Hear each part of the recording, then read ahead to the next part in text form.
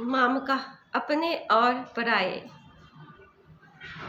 गांव की उस पुरानी हवेली में मीरा की शादी की बातें चल रही थी। घर में सब खुश थे, पर मीरा के भीतर कोई तूफान था। लड़का अच्छा है, परिवार अच्छा है, और सबसे बड़ी बात हमारे लोग हैं, पिता ने कहा। मीरा चुप रही। उसने धीरे से पूछा, अगर मैं मना कर दूं तो? कमरे में सन्नाटा छा गया। माँ ने फुसफुसाकर कहा, बेटियां घर की इज्जत होती है, अपनी इच्छा नहीं चलाती।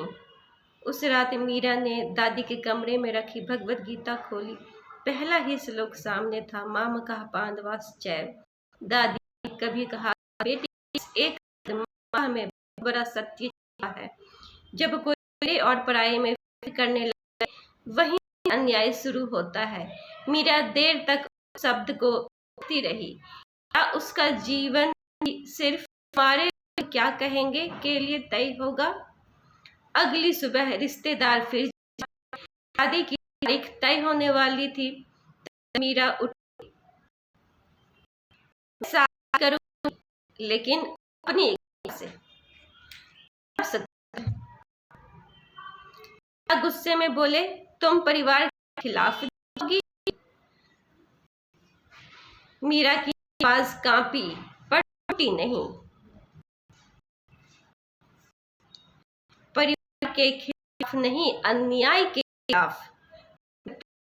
कंट्रोल बनता है और रिश्ते अनर्सित, तब वो धर्म नहीं होता।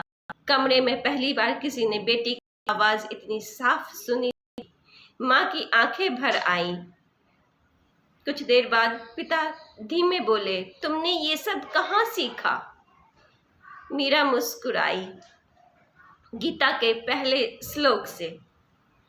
उस दिन शादी टल गई, लोगों ने बातें बनाई, पर मीरा ने पहली बार खुद को पराया नहीं महसूस किया।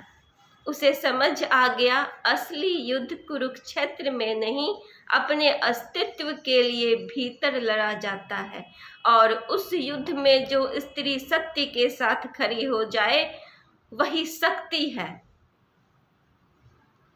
धन्यवाद।